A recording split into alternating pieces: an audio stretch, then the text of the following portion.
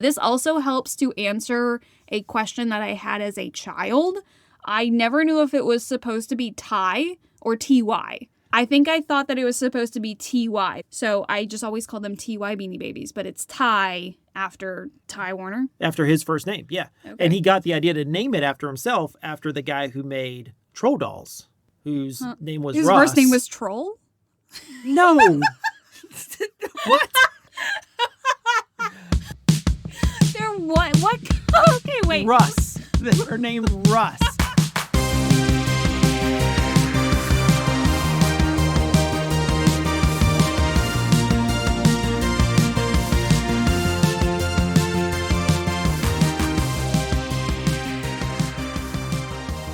Welcome to Dystopian, the podcast that evaluates the past's adorably inaccurate predictions about the future that we now live in. Because why lose all of your retirement because you invested in toys when you can lose all of your retirement because you invested in JPEGs? That's good. I am your host, Patrick, joined here by my delightful co-host, Alex. And today, we're going to talk about one of two very specific forms of prediction that are extremely common here in America. Ooh, okay. So if you think about it, the two predictions that we are awash in every single day are sports predictions. Oh, yeah. And financial predictions. Oh, man, you were so right. Just trying to look up predictions for anything. Like when we were doing the bonus episode, it was all finance and sports predictions. And yet they're so boring. Oh my gosh. Finance predictions especially. But when you look at a finance prediction, and it is specifically tied to speculation, it's scammy, but more interesting. Yeah, okay.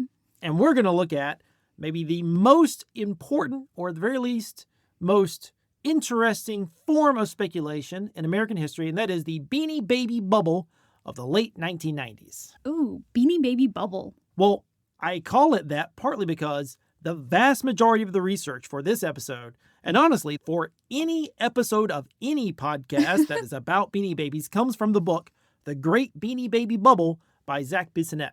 Okay, so that's just the name of the book. Yeah, so if you're interested in anything we talk about today, go read that book. It is very fascinating, very interesting.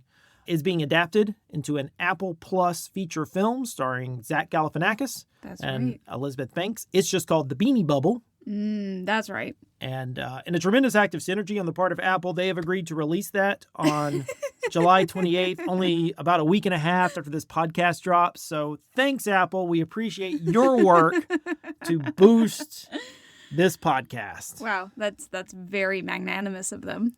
So much. So Alex, what is your relationship with Beanie Babies? Oh my gosh, what is my relationship with Beanie Babies? As somebody who was like 9 and 10 years old at the height of the aforementioned Beanie Baby bubble, it was a deep relationship. It was an intense relationship with Beanie Babies. I had so many of them. I had the regular ones. I had the McDonald's, like mini Beanie Babies, the tiny Beanie Babies. The teeny beanies. The teeny Beanie Babies, thank you. I couldn't remember exactly what they were called. I collected them. I have here, because I knew we were doing this Beanie Babies episode, my original 1998 edition collector's value guide that I have somehow kept from when I was 10 years old. It is marked up with the Beanie Babies that I had at the time. I even helpfully indicated which ones had no tag on them because, that destroyed the value of them if they had no tag. So I helpfully put NT and then an asterisk and then no tag at the bottom as a helpful footnote on every single page that I did that. I didn't just do that once. My 10-year-old brain was like, hey, when you're 35... you're not going to remember what NT is, Alex. So you need to make sure that you put that on every page. And you know what? 10-year-old me was so right. Thank you, 10-year-old Alex. That's amazing. Value guides are a big part of what we're going to talk about today. Your value guide that you kept is great, but I have an insane one. Oh, that's a much bigger one than the one that I have. This is going to be the focus of the episode. You got it all like marked up and everything. I see little slips of paper. You got pages bookmarked and tagged. Every single one is something I want to talk about. Wow. We also have some guests in the audience here. Here at Dystopian headquarters, We have Fleece, the lamb. We have Freckles, the leopard. And we have my very first Beanie Baby and my personal favorite, Snip, the Siamese cat Beanie Baby. And these were all yours from the 90s. Yeah, I think the fleece one, I don't know if that was my sister's, maybe. That was not one of the ones I originally had. But yeah, Freckles and Snip, they were some of my first ones. Snip and Dobie the Doberman were my two first Beanie Babies. You will notice that they have no tags. No. Because that was before I learned that you're not supposed to take the tag off. You got to buy the little tag protectors. Maybe I'm getting a little ahead, but like it was such a huge deal. We had to preserve the tags because they could be worth a lot of money. Well, I want to start by dispelling the notion that the concept of investing in Beanie Babies is necessarily stupid, because it's not. Really? You don't think that it's silly to spend all of your money like on little toys? I think it depends. Okay. I think that spending all of your money on anything is dumb. Okay, valid. Fair. But the concept that a stuffed toy could have value is just as valid as the concept of a little cardboard baseball card having value or a comic book having value. It's not that much different. Okay, yeah. So I guess if you're talking about the concept of collector's items in general. But I feel like a lot of collector stuff is based on the idea of it being vintage, it being older. Maybe not like any sort of modern baseball card that's come out or any modern comic that's come out, but Beanie Babies, I feel like, were made with the express purpose that they would have value in money. Maybe that's the way baseball cards are nowadays or way comics are nowadays, but I feel like that wasn't how it always was. I think you're exactly right. I think that at the beginning of the runs of any of these things, when they are primarily targeted for children to use, to enjoy, to play with, and to use up, and they're eventually gone, investing in anything like that from the beginning makes just as much sense as investing in any other collector's item. Mm-hmm. But I think you are also right that once it becomes a commodity, it is extremely dumb to then think that that will have the same value as the beginning stuff. And as we'll talk about, Beanie Babies have an early period where that investing can make sense. Okay. And it's got a later period where people think that it still makes sense and it doesn't. Okay. But as somebody in the 90s who did buy baseball cards and who bought a bunch of like #1 issues of a bunch of comic books thinking they would have value, not realizing that these are not the first edition of Superman anymore. Oh, yeah. Okay. Mm-hmm. Like these are produced for collectors. They're never going to have value because there is such a large production run of them. Right. The inherent value of something is proportional to how rare it is. So if they make a bunch of collector's edition #1s, but there's like 1 million copies of that, that's meaningless, right? Exactly. So let's go into a brief history of Beanie Babies and why they started to attain value for some people. Okay, because, I may have been the right age for the Beanie Baby craze, but that doesn't mean that a 10-year-old understands like the origins of them. So I am actually kind of excited about this part. Right, you experienced it in some ways in a pure form. Yeah. I was not an adult at the time who was, having to separate my Beanie Babies in the divorce proceedings or anything like that. Bring that back up later. I have something to say about that. Okay. It's not what you think it is. Oh, okay. So Beanie Babies are the brainchild of a man called Ty Warner. Ty Warner was the son of a toy salesman. His father worked at a place called Dakin Toys. Okay. Dakin is not something I was ever familiar with. Ty did not want to work in toys. He wanted to be an actor. An actor? But that didn't work out. It usually doesn't. He found himself back at work at Dakin, just like his pop, and he became the top salesman there. Okay. He was unhappy, and his coworkers hated him. But he was really good at it? But he was really damn good at it. Apparently, he was ostentatious and preeny. He treated everybody like he was better than them. And sales-wise, he was. Okay.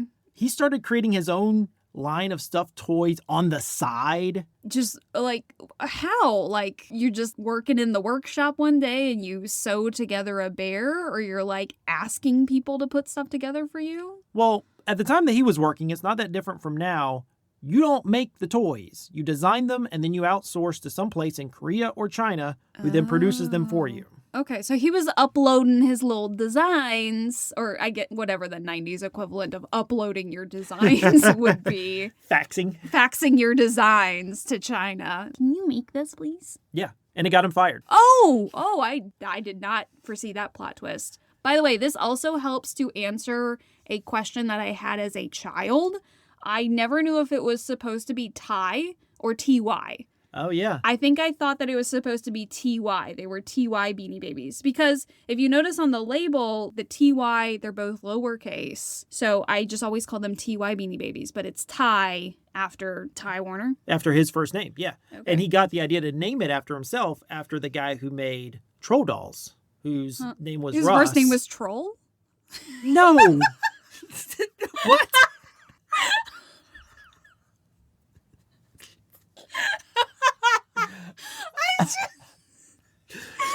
They're what? What? Okay, wait. Russ. They're named Russ. Oh, that makes so much more sense. I'm so sorry. I totally derailed us. Oh, my God. Okay. I'm sorry. No, it's okay. It's okay. So after he gets fired from Dakin, he starts a bunch of other businesses, and none of them work out. Okay. Yeah. And eventually he finds his way back to Plush. Sorry, that just sounds weird. It sounds even weirder when you find out that what got him back to Plush was a dream he had, where a giant Dakin bear was standing outside of his door. Wait, that's the story? That's the story he tells. Okay. It probably is just that's the connections he had. Oh my gosh. Sure, yeah. That makes sense. So he starts his own line of plush animals, and he was obsessed with not using polyfill in order to stuff his animals. He liked You like the beans. pellets. Okay. Do you know why he liked pellets? No. I mean, I know why I kind of like them. It's very tactile, being able to squish them. Yeah, I think it's that. They've got weight, so they kind of sit. They kind of sit in the butt. He made several before where the beans were only in the bottom of it, so it kind of sat nicely. Okay. And he also wanted them understuffed. You'll notice that most of these they're practically empty. Yeah. But I feel like that's made it very nice and handheld for 10-year-old me. And also allows them to be posed. I can just sit them all up and they can just sit like little audience members right now. Yeah, that's what he liked about them. And his original ones were larger than this, and they had long fur. And whenever he would go, which is a nice way of saying that he was obsessed and controlling. He was a perfectionist. He was a perfectionist. So one of the reasons why he introduced Beanie Babies was that they'd be smaller. Okay, so these were... Oh, so Beanie Babies. These are like the little versions of the original toys that he made? That's exactly right. Oh,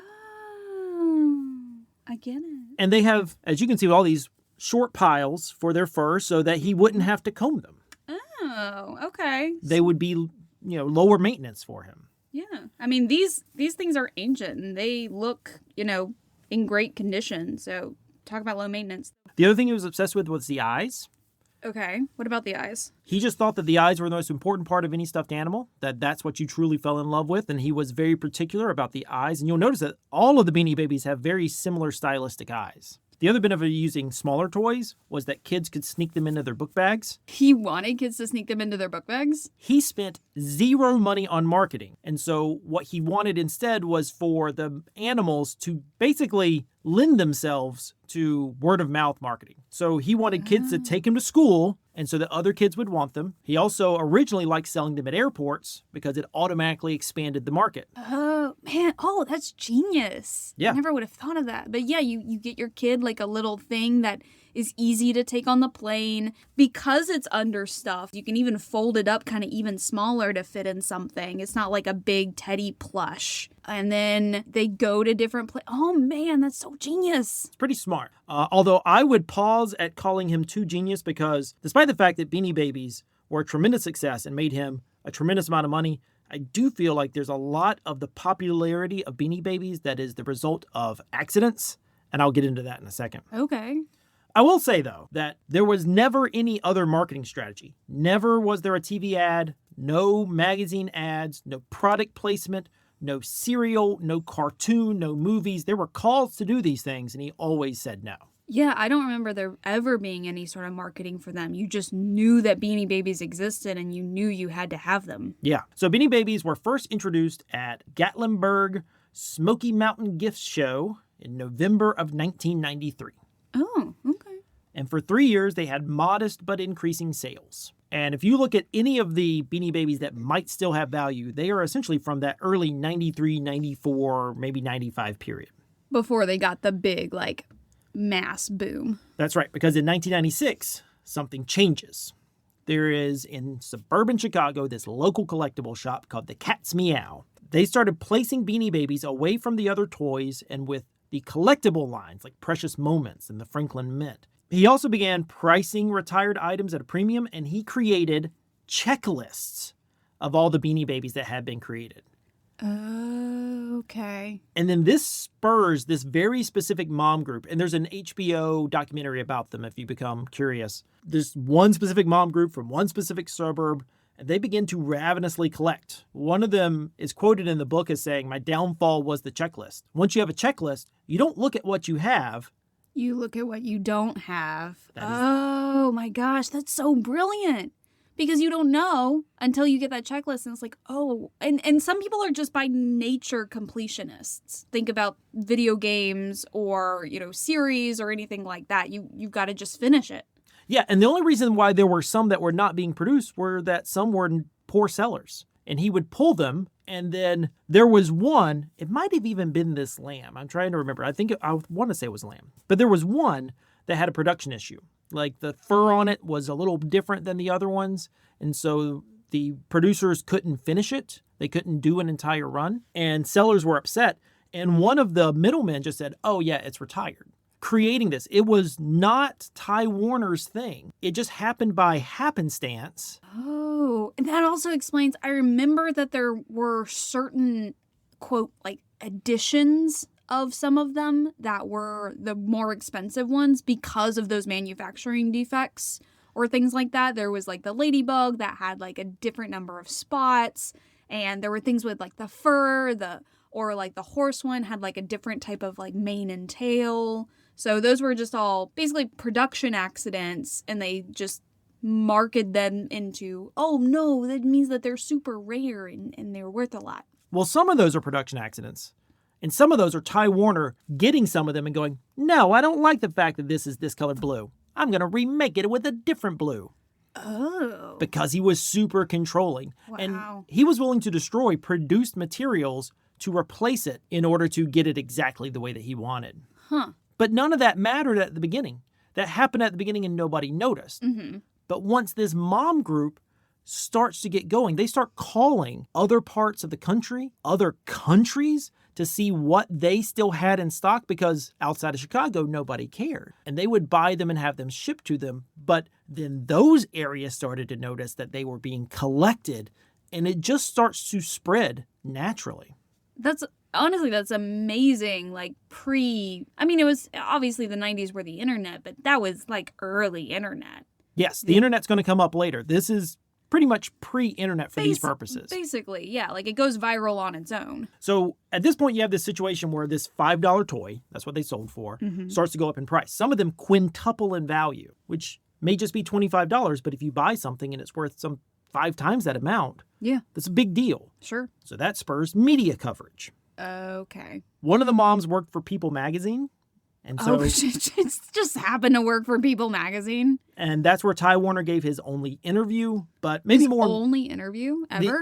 Yeah, he has never given another interview. Did it like go badly, or was he just against that kind of thing? I don't think it went badly at all. He just doesn't want to do it. That's fascinating. Yeah. And then, maybe more importantly, local news starts covering people who make money on Beanie Babies. People who say, "I sold this for $100 and I bought it for $5." And then that creates the FOMO. Everyone's like, I want to get in on that. Because it's such an easy market to get into. Sure. I mean, you could buy stocks, but who knows what's going on. But this is different. This is accessible. It's tangible. Like, I don't know anything about stocks, but I know what it means to buy and sell goods. I understand profit.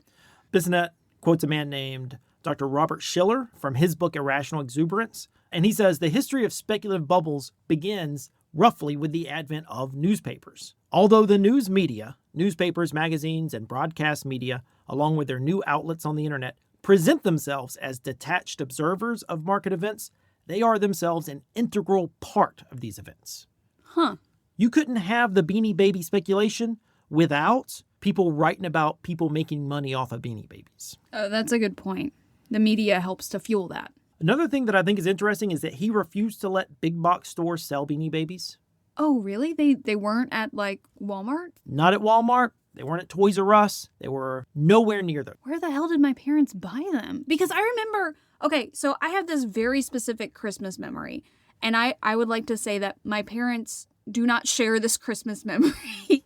Okay. They have somehow forgotten this. I was in 4th grade, and I remember because we were living at my grandma's house because we had just moved and our house wasn't ready. Doesn't matter. But I woke up on Christmas morning, and I came downstairs, and spread out throughout the entire living room is just a sea of Beanie Babies. Oh, wow. Like, there's Beanie Babies on the windowsill. Like, it's like an Easter egg hunt with Beanie Babies for my Christmas. That's and awesome. It was completely amazing. My parents do not remember this at all. I brought this up several years ago, and they were like, "What are you talking about, Alex?" And I was like, "No, the Beanie Baby Christmas. Do you not remember?" So you're telling me my parents got all those Beanie Babies, but they didn't, like, go to Walmart or Toys R Us or anything? Where did they even go? Hallmark stores. Really? Local collectible shops. That's it. Oh my gosh. I mean, I guess if it was during the height of the craze, there must have been, like, huge sections of them. I just always assumed, because I don't know, I'm 10, I don't know where things are.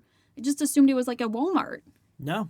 He didn't want to sell to them because he didn't want Beanie Babies in the bargain bin. Oh. He wanted to make sure that the product was never devalued. Also, originally, big box stores weren't knocking anyway, and I think that he developed this controlling relationship with the mom and pop stores.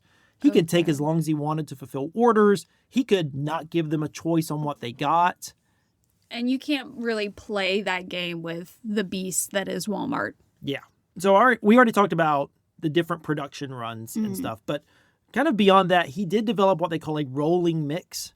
So several times throughout the year, they would introduce new product and either continue making one or stop making some of them. Like I said at the beginning, that was based off of poor sellers. But once he noticed that the collectors started snapping those up, he then used that to goose sales. Okay. What really caused it to spin out of control is the internet. Ty was one of the first companies to leverage the internet for sales. Really? Just by having a website? Because I'm sure they didn't sell online, did they? They didn't sell online, but just having the website prominently on the tag. Yeah. If you look at, like, the inside of the tag, it has visit our webpage with 3 exclamation marks, by the way. And then it has the whole website, which, because it's the 90s, includes the http://www.ty.com. Hasbro wasn't doing that. Mattel wasn't doing that. It started with Beanie Babies. They had in-character blogs. They also allowed people to facilitate their own secondary sales, which encouraged collecting. Okay, you're going to have to go back a second because it sounded like you said in-character blogs. Oh, yeah. There were... Like the Beanie Babies blogged? It was a Beanie Baby blog? Oh, yeah. That's how people got news about what was going to be retired, were the little hints from the blog. So it was the Beanie Babies talking as themselves? Yeah. What? I didn't know that these existed. How? It said it on the tag. Why didn't you go there? No, it just said visit the website. You never did? I was 10. We had one computer. It was in the computer room. If they did, then I have forgotten that this memory existed. I was on, like, AOL. Incidentally, the website was entirely the idea of just one sales employee. Her name is Lena Trivedi. Okay. She also came up with the idea to put poems on the tags, and she wrote them. Like, all the poems were just, like, this one person? Yeah. Oh. And maybe more importantly to them becoming super popular was a new website that started up in 95, 96 called eBay. Have you heard of the eBay? Yes, I've heard of the eBay. That makes a lot of sense. I'm sure there was a ton of Beanie Baby traffic on there at first. In the late 90s, 10% of all auctions on eBay were Beanie Babies. Holy shit. That's a lot of sales. That's a lot. It was crazy. Oh my gosh. The thing about auctions is that they encourage people to overpay for items because of direct competition between the buyers. And they also cater to the person willing to pay the highest price, not the average price. Okay. So that starts to inflate their values. So at its height, Beanie Babies represented $3 billion in retail sales. Ty Warner's pre-tax income was $700 million, which was more than what Mattel's and Hasbro's entire earnings were combined. Oh my gosh. There were murders and thefts related to Beanie Babies. People got murdered over Beanie Babies? At least one guy in West Virginia got murdered over Beanie Babies. Oh my gosh.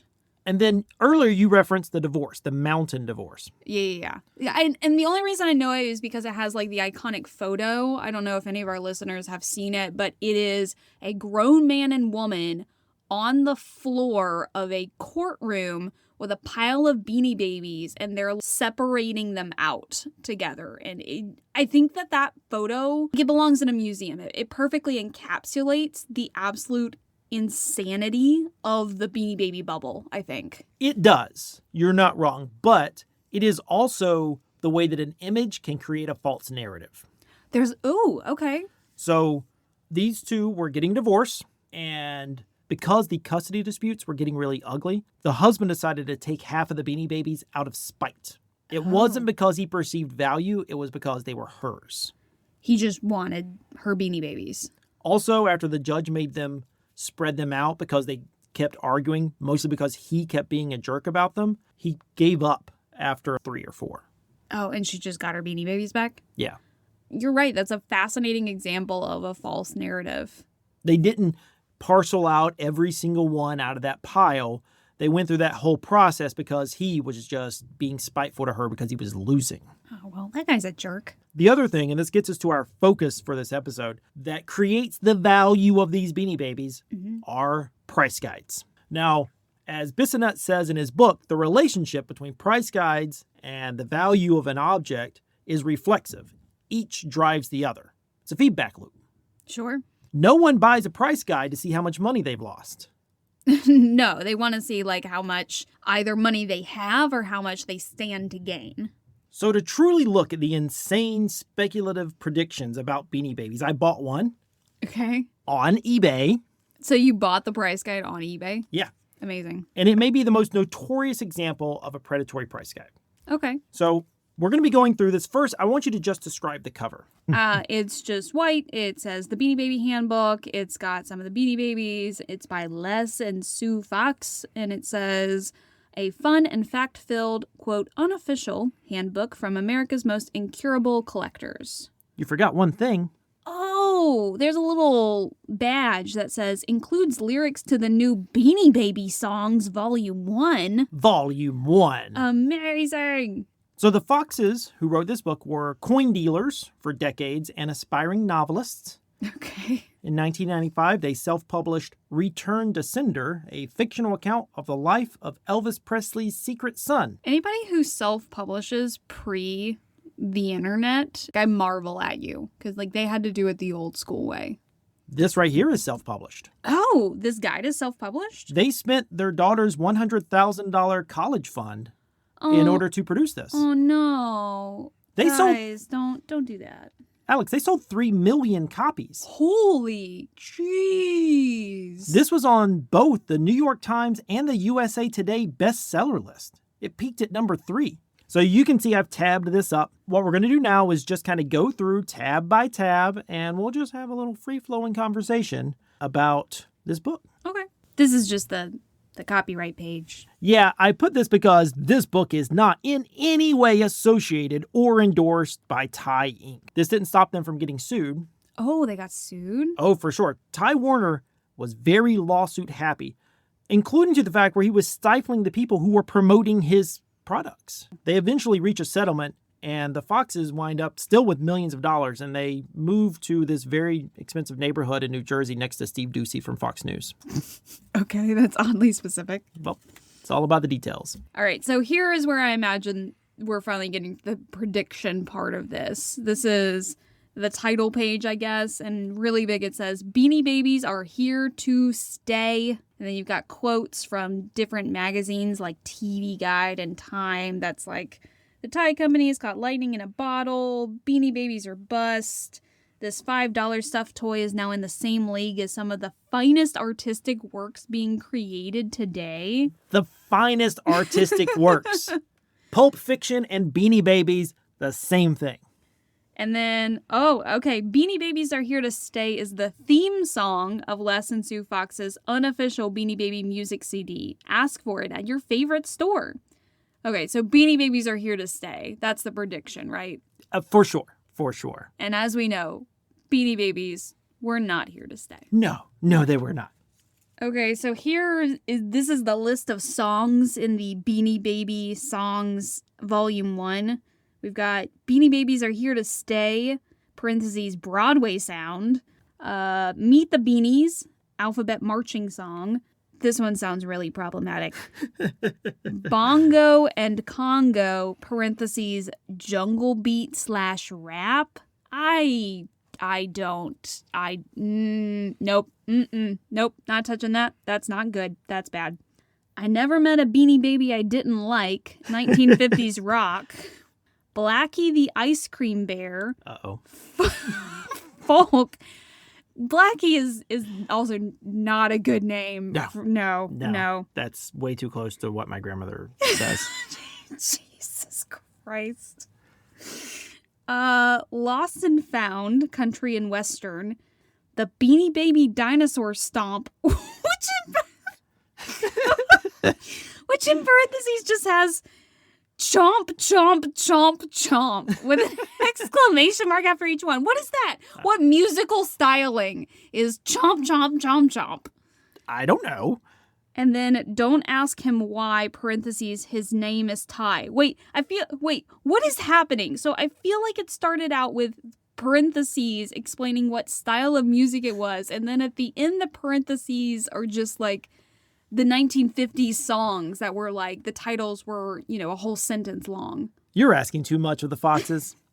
Now, I will say that I have found at least the first few of these songs on YouTube. I don't know if I can play them. Oh my God. I think it might be illegal. Probably. I mean, Roe versus Wade got overturned last year, and these songs are abortions. What the Oh my God. How long have you been holding on to that one? Since I heard them. I am making you listen to them now, and I'm making our listeners hear at least snippets of this. Get ready. There's a brand new toy for today. Beanies, they found a place in my heart. Beanies, you'll never tear us apart. Show me the Beanie Babies. I love the Beanie Babies. Beanie Babies are here to stay.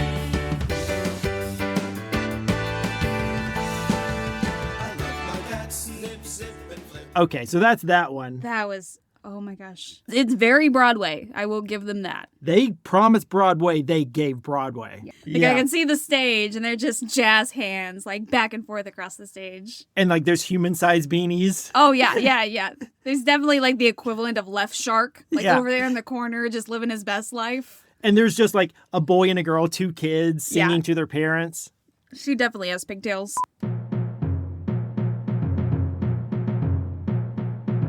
Deep in the jungle, a gorilla named Congo had a best friend, a monkey named Bongo. But poor Bongo was accident prone. How do you like that? It's so bad. I don't like that. I feel problematic just listening to that.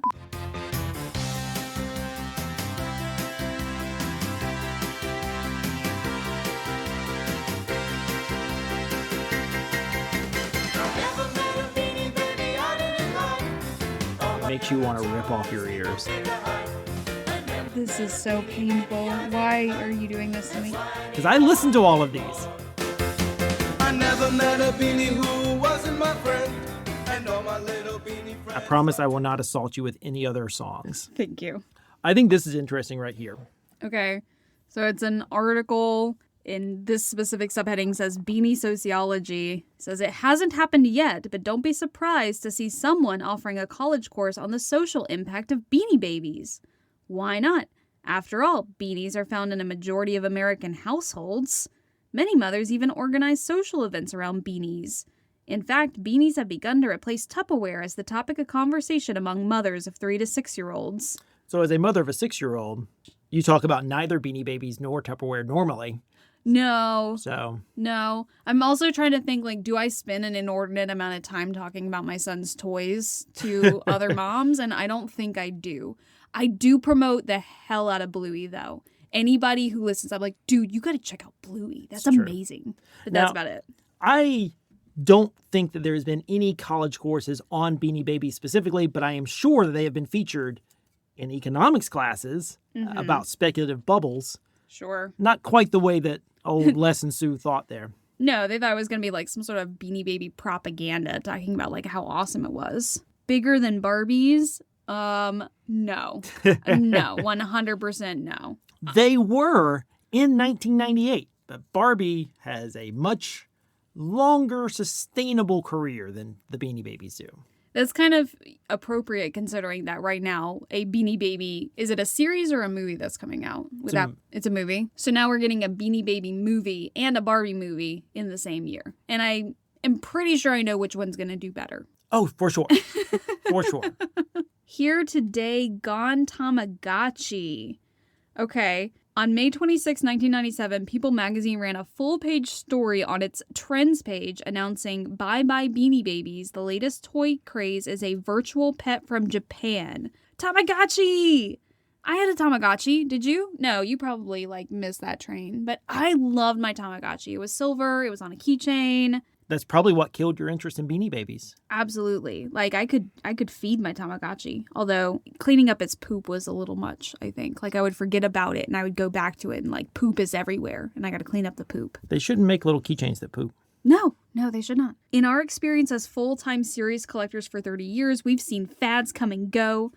Man, this is delicious. After the first 5 years, it's really unfair to call this new collectible a fad. Therefore, like our song says, Beanie Babies are here to stay. McDonald's, yes, I remember when teeny Beanie Babies were crazy with McDonald's and people would be lined up to get them, grown adults to get these toys. They mention in here that they have multiple Happy Meals, the food in their freezer, because they went just to pick up the Beanie Babies.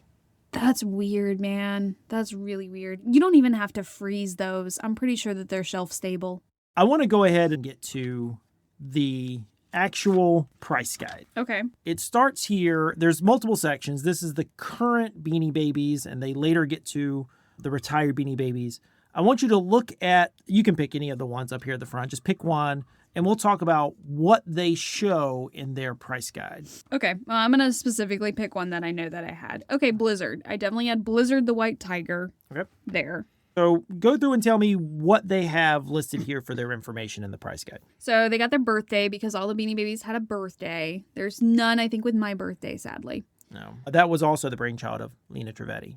Man, she was a genius. She got almost nothing for it. Of course she did. I'm so sorry. All right, Total Born. That's weird. Why not just say Total Produced? Right. That's what it is. And how many do they say were totally produced? 1 million. Yeah, they made those numbers up. What? They couldn't base that on anything, so they estimated it. They just estimated that there were around 1 million? Yeah, and honestly, any number that you saw seemed plausible because if you're a buyer, you never see, like we talked about, those big bins full of them. You only see a little bit at each little mom and pop store. So it's like this diffused production. And so you never know that there are millions and millions and millions.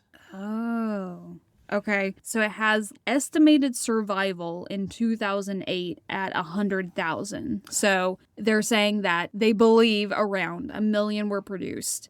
And that by 2008, so 10 years later, they think that only 100,000 will be around in circulation. And do you know what they base that on?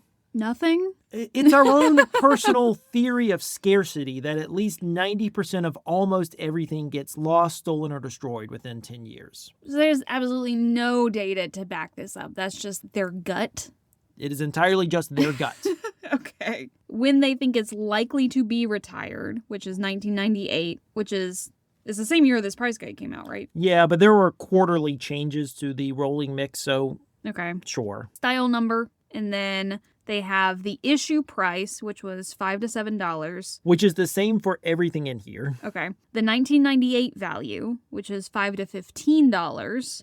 And then year 2008 estimate at $85. And that's the reason why we are looking at this price guide specifically, because this one was notorious for including this year 2008 estimate of the values. And this is only 10 years. After only 10 years, they say it's going to be worth $85.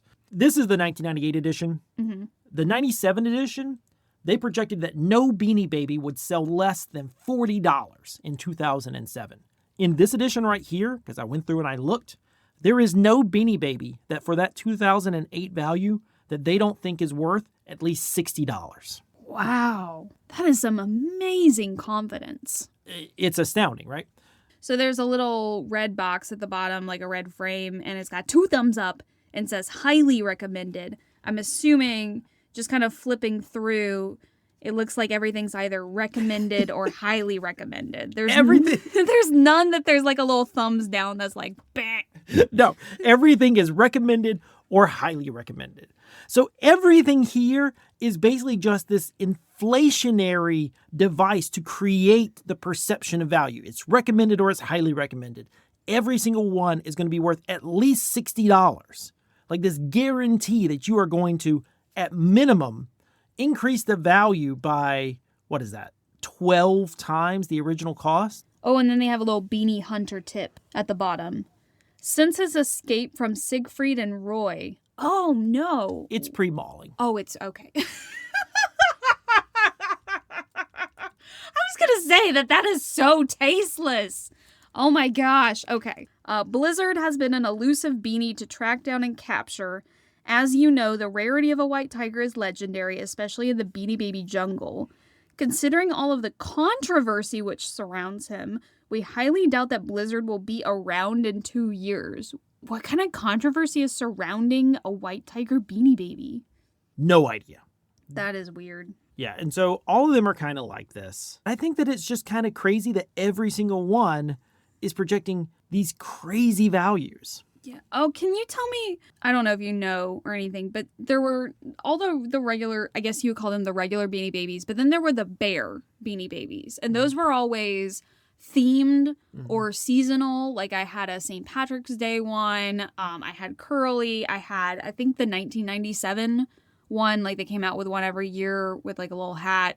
And I, of course, had the iconic one that everybody talks about and claims is worth like $1 million. I had the Princess Di Bear. Sure. What was there anything special or different about those bears that they became these like seasonal things? I'm not entirely sure about that. I do know that depending on what the face looked like, it might still have some value. There's old face Teddy and new face Teddy, and you can see the differences in the faces right here in this image. Oh, yeah. This is the old face, and the original ones look like that, and then he changed it to that face. It's a little more front-facing predator eyes as opposed to side-facing prey eyes. Bears are apex predators, so it makes sense. In terms of the Princess Di Bear, those were mass produced. Mm-hmm. The only ones that have any amount of value are the ones that supposedly have the different type of pellets, but I don't remember if it's the PE pellets or the PVC pellets. And I will also say, I don't think that they still have any value. I'll talk about that in a little bit, but... Okay. Well, that's sad, because, I always want to, like, go break into my giant Rubbermaid box that I think is still in my dad's basement, where they've just stored all my Beanie Babies, and be like a next day millionaire. I think we'd probably be better off giving them to our son, because our son finds them adorable. Because they are. They're great toys. He can rip all the tags off of them. That's fine. Snort the Bull. I had that one. Spike the Rhinoceros. Man, if all of these were actually priced in 2008, what they were predicting, I could have paid for my college. I had that one. This is the rest of this podcast is just going to be listen to Alex go, oh, I had that, for about like 20 minutes as I just go through. The retired Beanie Babies. Hot. Oh my God. 14 hottest retired Beanie Babies. And then it has like the list of them. The highest ones go Dark Peanut, which, by the way, that sounds like a Star Wars like Sith Lord. Dark Peanut.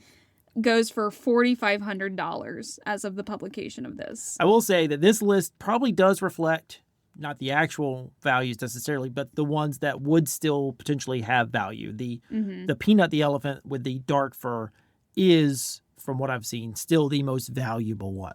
So there's this section of the retired beanies. It says, remember, if you buy something because you love it, you will never be disappointed. But if you buy to make money, anything can happen. And we know what did. Huge disappointment. I mean, this crashed.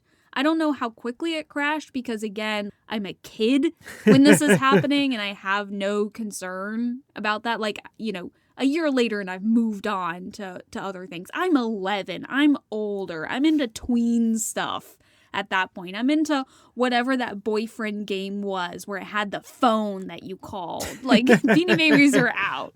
So I don't really know much about the crash. I obviously know that it did crash, though. Beanie Babies did become a poor investment, obviously. As soon as they became popular, they produced a lot of them, and so nothing you bought was ever actually that rare. Also, eBay, which initially helped to fuel growth, actually tamped down the secondary market over time because it made the market more transparent. And thus, it was harder for price guides to drive up the prices when people could see what they were actually selling for. Oh, yeah, because on eBay, you don't just see, like, what people are bidding. Like, you can see the final price, right? Like, when something has sold, you can look and see what it sold for. Exactly. Okay. And so the initial slowdown could be tracked in real time. And since this is a speculation bubble, any slowdown kills the momentum. Which brings me to the actual prediction here that these would have value. What I wanted to do was to see what the current value of these were to see how right or wrong they might be. But that's kind of impossible to determine. How so? Because I don't know how much they sell for. Oh. I don't trust price guides. And so what I decided to do, and this was extremely non-scientific, was to follow several Beanie Babies on eBay. Okay. Is this why your phone has been, like, blowing up Yeah. for, like, the past few weeks? Yeah, exactly. Because you were following these auctions on eBay? And I tried to follow some of the ones that were very expensive and some of the ones that were moderately expensive, etc. Okay. I followed 25, and I didn't see a single bid on a single Beanie Baby that I followed. Wow, really? There wasn't even one outlier. Now, most of these had, like, ridiculous prices. Like, there was a Princess Di Bear that was listed for $917,000. Why? That's just silly. Like, you're not being serious with that. Well, what I think is interesting is that I started to receive several offers from the sellers when they saw people were watching, offering them for lower prices. And the one Diana Bear that was almost $1 million, they sent me an offer that said, we'll sell it to you for $917. Like, what is happening? Nobody's buying it for that, though. No, I think that's the thing. I don't think they have any value. I don't think that any of these are worth a tremendous amount of money. I think they're out there and you can find them from somebody if you want them and if you need them. But I do think a lot of the collectors from that time period are still holding on to them. So what caused the big bust? Just people seeing what they actually were selling for and giving up? Or do you think it's a trendy toy just like every trendy toy? I think it's a trendy toy like every trendy toy, but I've got a number of things here that might point to the reasons why the market for it collapses. Okay. So one, by the end of the 90s, there was almost no primary market for children for these. It started being marketed entirely to children, and by the time you get to 1999, nearly 100% of the market are adults looking for value, and it becomes saturated. It's like a pyramid scheme. There's no one left to sell these to because everybody who is interested is already in. Okay, wow. Yeah, that's a great point. And then Ty started to increase production to meet this newfound demand. In 1999, they released 24 new beanies, which was their largest amount. And for people who were completionists, it became unattainable for them to buy every single one. And a lot of those people who couldn't do it just quit. Because if I can't complete it, then what's the point? Right. But the biggest thing is that on August 31st, 1999, on Ty.com, on the blog, which they didn't call a blog, they posted a very important announcement. On December 31st, 1999, all beanies will be retired. Oh. They announced What? They were closing at the millennium? Essentially, Ty got used to anytime he needed to goose sales announcing a retirement, and suddenly people would snap them up. And in order to goose sales tremendously, he thought he would just retire everything and stop producing them as a little stunt. And it was almost like a slap to the face that brought people back to reality. I was just over it. Everybody was just over it. It was toast. Now, I want to get back to the foxes. Let's talk about the foxes today. They don't like talking about Beanie Babies anymore. They won't give any more interviews. They won't really address these books that were so scummy that got them rich off the backs of people thinking that they would be rich. They have become experts, and there's air quotes there, on fine arts. They wrote a book, and on that book, they announced themselves as New York Times bestsellers because they are. Technically, yeah. They wrote the Art Hunter's Handbook, how to buy art for $5 and sell it for $1 million. So they're doing the same thing. They're just doing it with art instead of Beanie Babies. They're certainly trying to. And just to end this podcast, I've got to share this with you. Recently, well, in 2017, they put up a Kickstarter. Lesson to Fox. Yes. Okay. For a cookbook. The Donald Trump All-American Super Mega Huge Cookbook. Okay. They claimed the cookbook was not political but was comedy, and their goal was to have a recipe, one for each state. And because it's Kickstarter, they give you some samples. I'm going to show you the mock-ups for 4 of these. Okay. They're just as painful as the Oh, songs. God. Okay. No, that's not real. Patrick, you made this. You made this in your little PowerPoint presentations because there's no way that grown adults, in all seriousness, made the Kim Jong-un, quote, Rocket Man New York chili dog top secret recipe. What is happening? Alex, if I made that, it would look better. It's a chili dog that is like superimposed over a rocket launching with Kim Jong-un like smiling in the foreground, holding a cigarette. What is happening? Chris Christie's New Jersey White House meatloaf with giant NJ tomatoes. This is just what am I why are you doing this to me? Why do you enjoy torturing me during every single one of your episodes? Look at this one. NFL beer battered kneecap onion rings? And Ohio? they've got Colin Kaepernick. Oh, they're kneeling. What? Patrick, no, you can't. They can't do that. No. Go ahead, explain this one. I can't. No, I'm not gonna. No, you read it. You read it, Patrick. I am not. The Great Wall of Tacos, the unofficial state recipe of New Mexico. Oh no, that's so racist. Do you want to know how many backers and how much money they received for their Donald Trump super mega huge cookbook? Oh God, please don't say it was enough to actually make it a reality. They asked for $30,000. They got one backer who pledged $20. Oh my, thank God. So in the end, oh my gosh, there is justice in the world. that's so bad. Well, everyone, that's our show. If you like Mistopian, please take a moment to rate us and review us on Apple Podcasts and also on Spotify. Literally you. If you're there, and if you do that for us, it's great. We would appreciate it. It's the biggest and best way you can help make sure that this podcast has a future. You can follow us at Mistopian Pod on most of the major social media outlets. We're mostly active on Instagram. We might try out this new Threads thing. Who knows? Twitter's a dumpster fire. So It's bad. you can check out our website, mistopianpod.com, to get more details about the sources and information used on our show. And if you want to drop us a line, you can shoot us a DM on social media or email us at contact@mistopianpod.com. You can follow Alex on Twitter and Instagram at IamTheBestAlex. And you can follow Patrick on LifeKnot, where I'll be matching with people based on our shared hobbies of still rickrolling people in 2023. You better not be matching with people. It's for matching friends. Sure, yeah. Mm-hmm. Until next time, remember, our world today is neither utopian nor dystopian. It's simply mistopian.